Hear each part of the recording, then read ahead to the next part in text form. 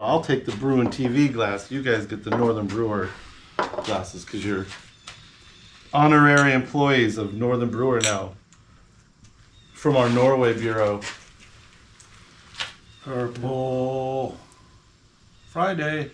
It is Purple Friday. What's up, everybody? Welcome to a quick recap video. Chop Brew. Man, I'm here with Ivar and Geithung, Johnny, Pedersen. They were just here in Minnesota for 2 full weeks. We're going to tell you a little bit about both the brewing and the non-brewing things, kind of as a shout out to the supporters, specifically the Patreon party people, Imperial Yeast, who, with their support of Chop and Brew, helped keep us fed. To some extent, they're to blame or to credit for that. So, Ivar and Johnny, a lot of this that we're going to talk about is kind of Northern Brewer video content, so definitely go over there. I'll link that below. But the main reason Ivar finally came to America with Johnny was to brew the epic Heimbrig large-scale brewing, which we did at Northern Brewer headquarters. Yep. But before any of that, y'all landed on a Thursday night. Friday we did grocery shopping, introduced you to everybody at Northern Brewer. Then Saturday y'all went to a fest. Tell me about the fest, because I didn't get to go. The Nordic Fest. That was, Norwegian, Swedish, Danish, and Finnish traditions. A little corner with Vikings, and lots of cool music.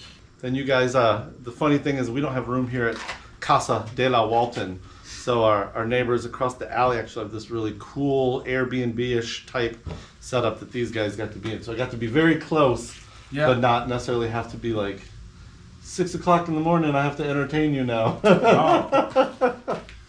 Sunday, the first Sunday, we went to a Vikings game versus the Bucks. My first time ever being at US Bank Stadium.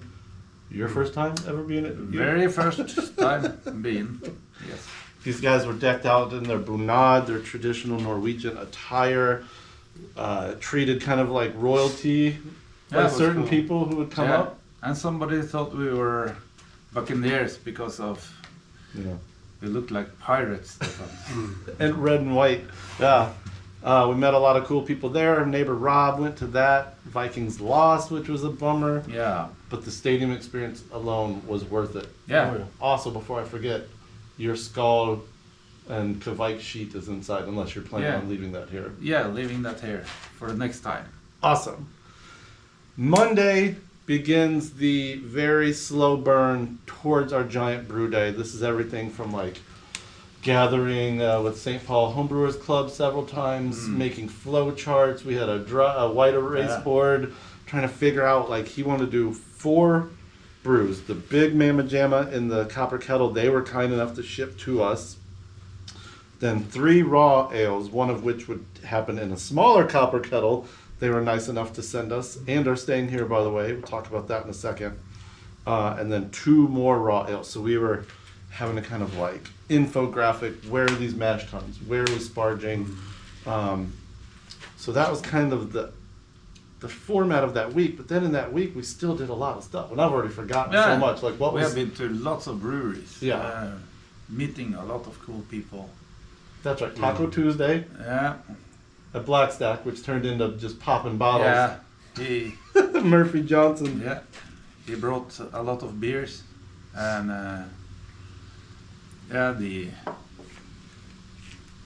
then Arbiter, was that Wednesday or Thursday? We went to. I don't remember in what. We go to Arbiter, my friends, and you guys have seen them on shows before, on episodes of Chop and Brew. We're there. We're just kind of getting the brother-in-law tour a little bit, and lo and behold, up shows up a Norseman distillery, dropping off an aquavit barrel for kind of a project that they're going on. So now there's like a very Scandinavian kind of atmosphere. Yeah. And what was it like when running into those kind of situations? Was that the kind of stuff you really wanted to make sure you got involved in? It was very interesting, very exciting, and I hope to taste a lot of American local brews. but you have so many breweries and tap rooms, so we didn't manage to cover half of them. Yeah. Even you drove us around almost every day. Yeah. It was, if we hadn't gone fishing 2 days, we could have managed a few more, but Yeah. it would still be a lot to cover. So. But when we run into like groups like that, those people were really interested in hearing from both of you. Yeah, which talking. was so cool. Like that, I feel like was the cherry on top of the trip. The brewing, yes, the beer, but like suddenly you're getting archaic text into the hands of professors who Yeah. can now translate. And We brought a few of the Skikkar og Truar books, the old Norwegian summary of brewing. yeah, Yeah.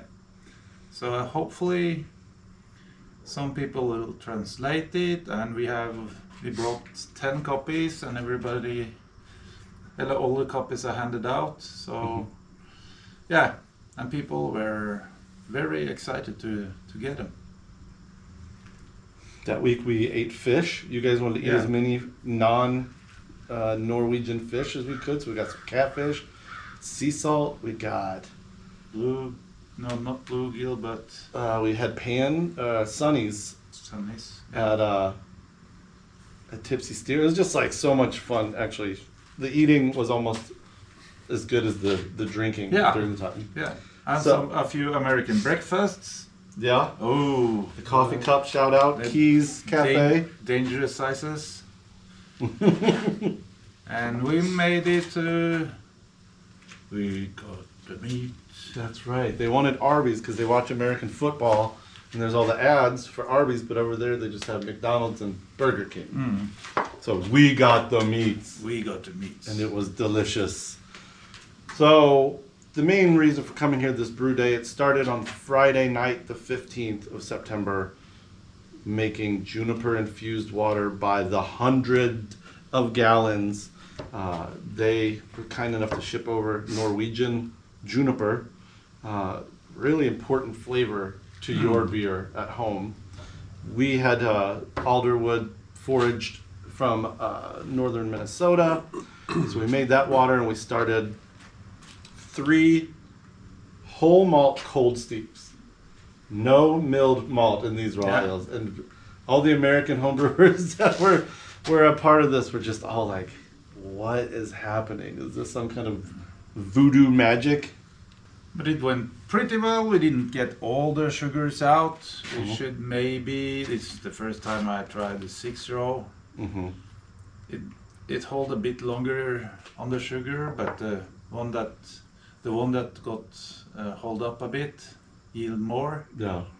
Yeah. So instead of 3 hours mashing, you should at least go 5, I think.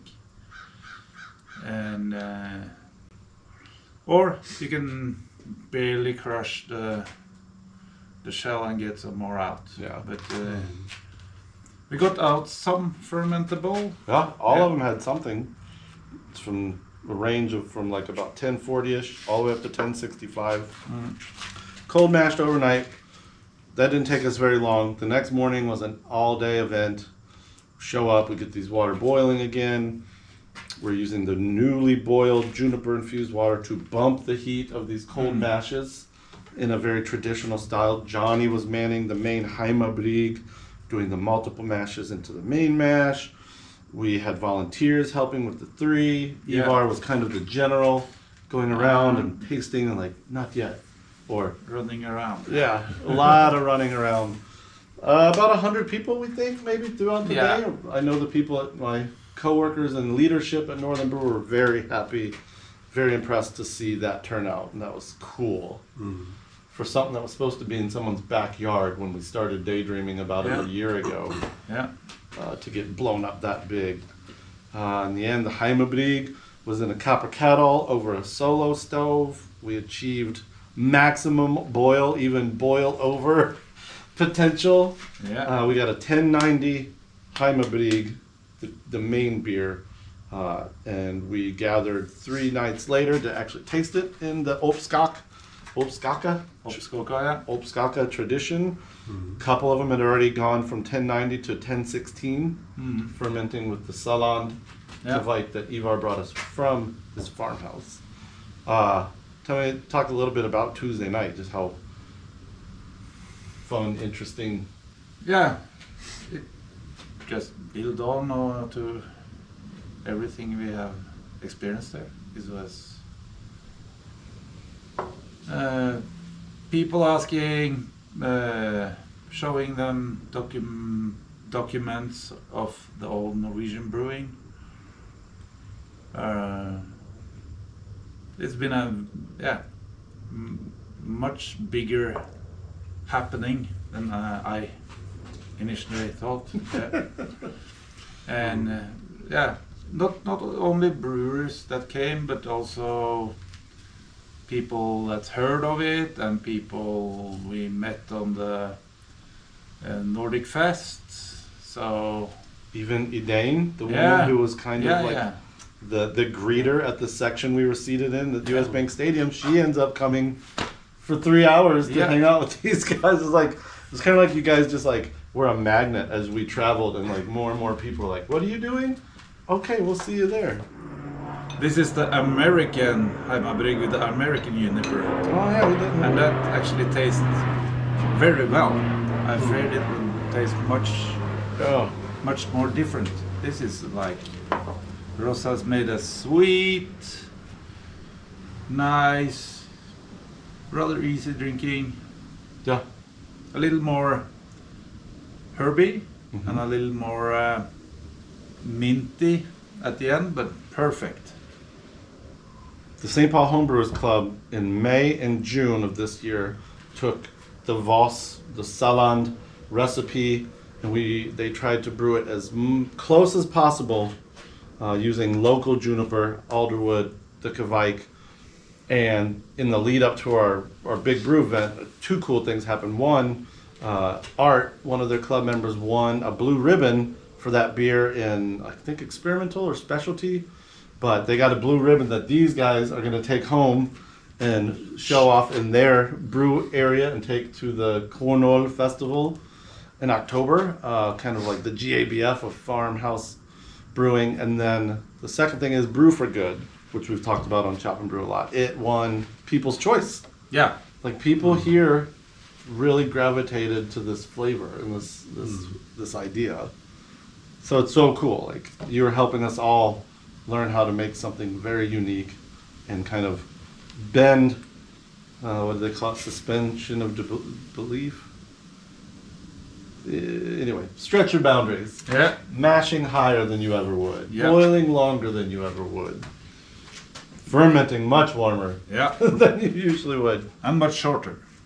Monday, went fishing with Nate P. Yeah. That'll be a video you'll see soon. We didn't do a fishing video. We basically gave Nate P a dozen or so tube foods, Norwegian tubed foods. Yeah. And some special foods. Some weird cheese is all I'll say. So that video will be super fun. That's coming up. So we did a little in-town fishing. They went Wednesday with a friend of a friend, Nick. Shout out Nick, Ross's homie, and took you guys legit fly fishing. No fish. No, it was so hot. It was like, in Norwegian, it was a couple of 32, 33 degrees C in the sun, or maybe warmer in the sun. And the stream was like bath water. So the fish just stood in the stream, not doing anything. Yeah, kind of like those catfish we saw over the bridge. They were just like, oh, I'm hot. I don't even want your lure or your banana dough ball bait. Fishing, then, Dono was over every now and then. Brian Adams, the crew all got together as much as we could. We did weird side projects, or not weird, I shouldn't say, delicious side projects. We made gravlax and smoked fish. Smoked trout or smoked salmon. Did a video about that you'll see. He made a hunter stew one night. Yeah. Liver, bacon. Brown cheese. Lots of mushroom. Tyttebærsyltetøy. Lingonberry jam. Yeah, the lingonberry jam went in there. Mm. We saved some of the alderwood chunks and the spruce, not the spruce, the juniper boughs from the wort of these beers I dried them out. We're going to use those for smoking. He actually gave me like a few branches of Norwegian juniper that you say to just plant. So we might soon not have to pay shipping for Norwegian juniper. We'll just have it in the backyard. What else, man? Today just kind of getting ready. Yeah. Cleaning up the rental place. Another big breakfast. Yeah. We went to the Choo Choo Museum. We went to the St. Paul Model Railroad Museum, which was super cool. That's cool. Johnny works on the railroad in Norway, so we actually did several days of just random train stuff. Yeah.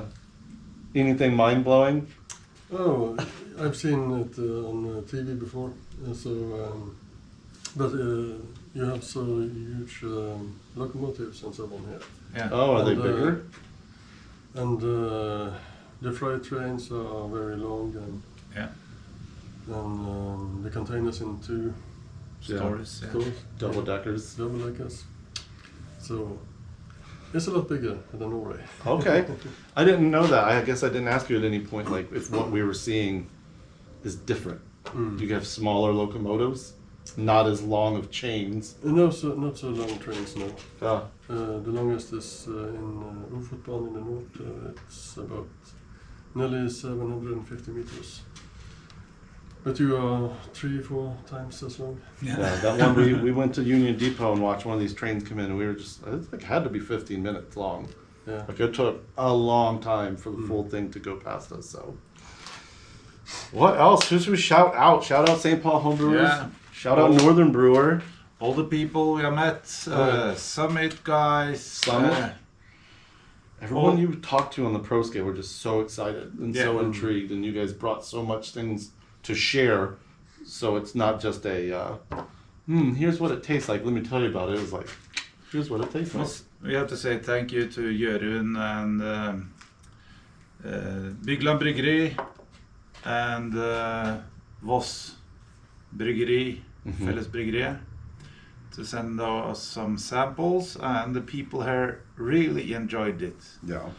Like the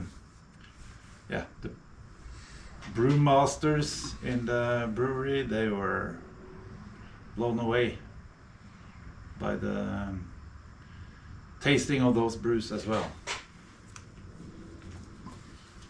It's been an amazing trip, and hopefully we go back home now, start planning the next trip, and maybe we do a little something at Summit. At one of these breweries, yeah. Summit, I'll guess the owner of the brewery is very interested in Mikey, Paul, one of the brewers, St. Paul Headland. Mm-hmm. Was at both our brew day and the Obskaka. He apparently joined the St. Paul Club during the tenure of our visit. So that was just super cool, amazing. Look for video on Northern Brewers YouTube. I'll clearly link that and stuff. But we shot all the tertiary stuff, all the cooking, some nerdy tasting notes. Yeah. Can't remember. We shot at least 4 or 5 videos, so that'll be the thing. But big shout out to all of you as well for kind of nurturing this idea that we've had on both sides of the ocean. Going to get one last meal of American barbecue, and then it's off to the plane. Oh, yeah. It's weird. It's like the first gray day we've had. It's kind of like the sky's crying or about to cry. But now I can wear my sweater. My suitcases is so full that I had to wear long sleeves. And now you can take off this wristband too. I mean, I know you won't. You're gonna the wristband on your right wrist. Oh yeah, I'm gonna cut that off. Yeah. Oh, whoa! That didn't take much effort. No. That's a sweaty wristband. Hilmestevne. Which is a music fest that you attended in Norway. Before you came here. It's just been on your wrist all the time. Long before. I saved it for America. All right, and they are leaving us a giant 130-liter kettle you see in this picture, and its little brother, I can't remember. I think it's about 10 gallons to the top. So we are under blood, kavike, oath, and contract to brew with it here in the States every summer and winter. So Twice a year. And you're going to drink Yule at Summit Brewery with a beer bowl. oh yeah, the big. Yeah, so you're gonna see more videos of making beers in copper kettles we've inherited. All right, y'all. Let's get some barbecue. Chop for chop. Brew for brew. Brew for brew, Johnny. Skål! Skål. Skål. Good öl. Gott öl. Gott öl!